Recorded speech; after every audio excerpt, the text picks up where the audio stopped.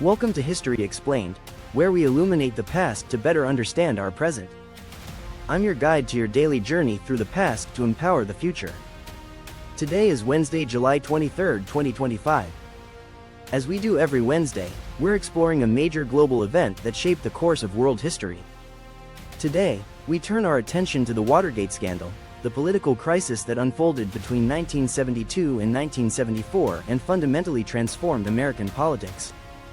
What began as a seemingly minor burglary at a Washington D.C. office complex escalated into a constitutional crisis that brought down a presidency and forever changed how Americans view their government.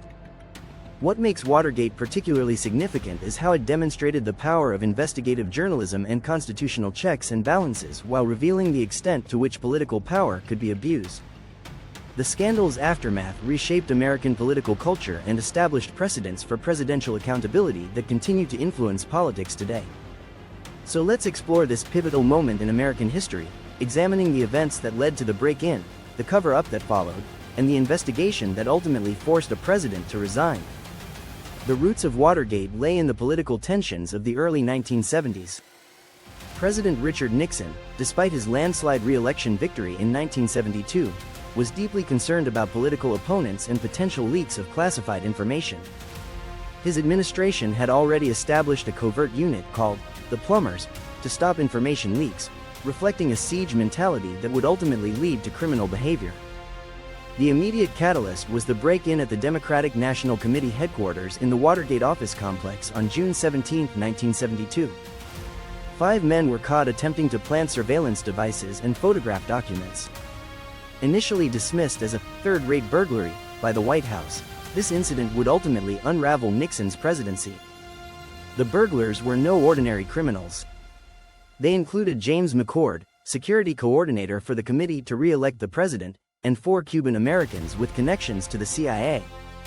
The discovery of their sophisticated equipment and substantial cash raised immediate questions about who was behind the operation. Washington Post reporters Bob Woodward and Carl Bernstein began investigating connections between the burglars and the Nixon administration. Their persistent reporting, aided by an anonymous source they called Deep Throat, gradually revealed a pattern of political espionage and dirty tricks orchestrated by Nixon's re-election campaign. The investigation uncovered the existence of a secret fund controlled by Nixon's campaign to finance intelligence operations against political opponents. This dirty tricks campaign included forged letters, false demonstrations, and surveillance operations designed to disrupt Democratic campaigns and gather political intelligence. As the investigation deepened, it became clear that high-ranking Nixon administration officials were involved in both the original break-in and subsequent attempts to cover up the connection to the White House. The cover-up involved paying hush money to the burglars, pressuring them to plead guilty and remain silent, and using government agencies to obstruct the FBI investigation. The scandal gained momentum in early 1973 when Judge John Sirica questioned the burglars' guilty pleas and imposed harsh sentences to encourage cooperation. James McCord then wrote a letter to Sirica claiming that perjury had been committed during the trial and that the defendants were under political pressure to remain silent. The Senate established the Select Committee on Presidential Campaign Activities, chaired by Sam Ervin, to investigate the growing scandal. The Ervin Committee's televised hearings captivated the nation throughout the summer of 1973, as witness after witness revealed the extent of the Nixon administration's abuses of power. The most dramatic revelation came from White House aide Alexander Butterfield, who disclosed that Nixon had installed a secret recording system that taped all conversations in the Oval Office. This bombshell meant that there was potentially direct evidence of presidential involvement in the cover-up. The existence of the White House tapes sparked a constitutional battle over executive privilege. Nixon claimed that presidential conversations were protected by executive privilege, while prosecutors and Congress demanded access to the recordings that might prove criminal activity.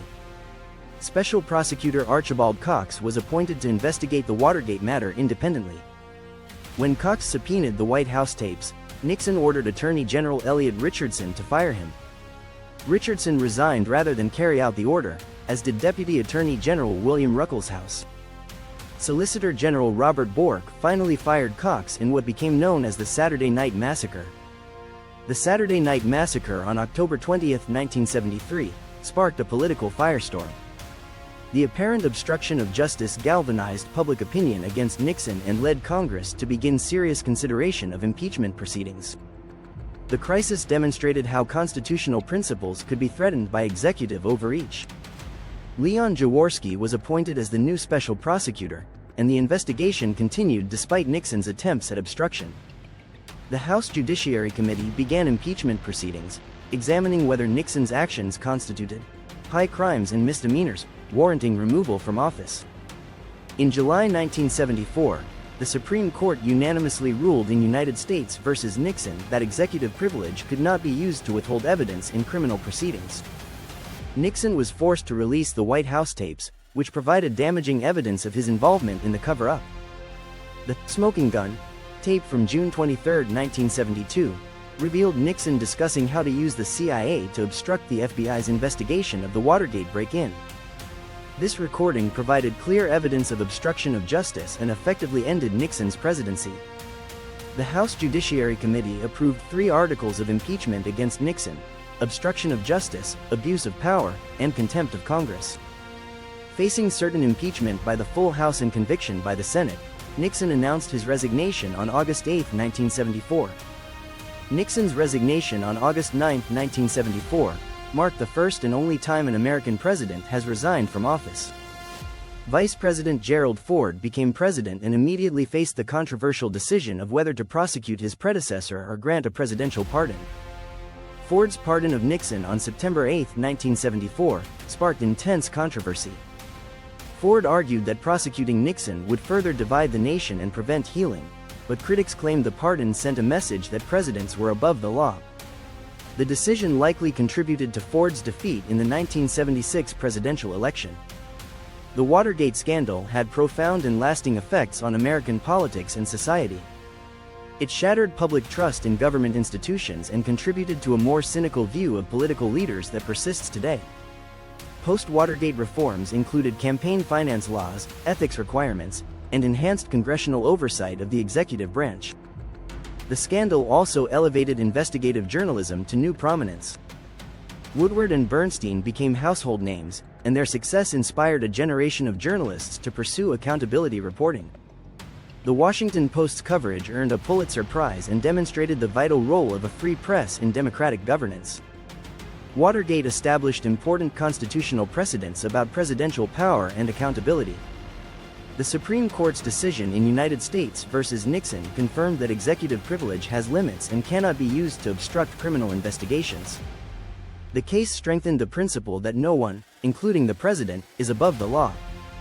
The scandal also demonstrated the importance of institutional checks and balances. Congress's impeachment power, the independence of the judiciary, and the role of a free press all proved crucial in holding executive power accountable. These lessons remain relevant for contemporary debates about presidential authority and democratic governance. Thank you for joining us for this exploration of the Watergate scandal. Tomorrow, we'll be back with our Cultural Insights episode, where we'll be examining the Renaissance art patronage system and how wealthy families like the Medici transformed European culture. If you enjoyed this journey through history, please like this video, subscribe to our channel, and hit the notification bell so you never miss an episode. We'd love to hear your thoughts on how the Watergate scandal continues to influence American politics and democratic institutions today. Until next time, I'm your guide for History Explained, where we believe that understanding yesterday is the key to navigating tomorrow.